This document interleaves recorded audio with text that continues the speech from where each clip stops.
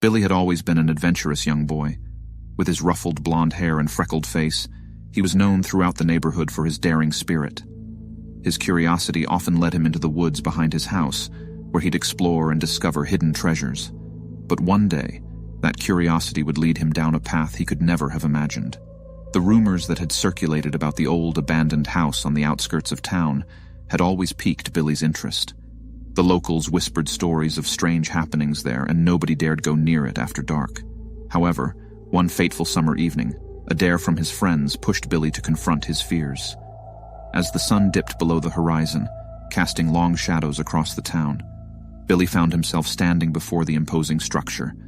The once grand mansion now stood in decay, its windows boarded up, and the garden overgrown with thorns and weeds. It loomed like a sleeping beast, waiting to awaken. With trembling hands and a racing heart, Billy pushed open the creaking front door. Inside, the air was thick with an unsettling stillness. Moonlight filtered through the shattered windows, casting eerie patterns on the dusty, decaying furniture. As Billy ventured deeper into the house, his flashlight casting long, distorted shadows on the cracked wallpaper, he couldn't shake the feeling that he was being watched. Every step seemed to reverberate through the empty halls. He stumbled upon a grand staircase, and the sound of a faint whisper drew him upward. "Come play with us, Billy." The voice beckoned, soft and haunting. Billy followed the voice, his trepidation growing with each step. It led him to a door at the end of the corridor. He hesitated for a moment, then slowly turned the knob. Inside, he found a room unlike any other. Antique toys littered the floor, their once vibrant colors faded by time.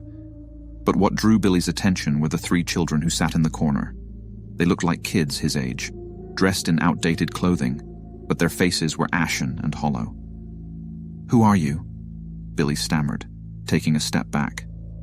"We've been waiting for you, Billy," the children said in unison, their eyes vacant.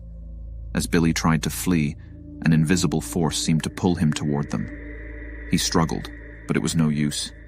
The children's faces contorted into ghastly grins, and their outstretched hands began to reach for him. He screamed, but the room swallowed his cries. Meanwhile, in the town, the neighbors heard a faint sound, like the wailing of the wind. They glanced at the old abandoned house but thought nothing of it, for they knew better than to venture there after dark.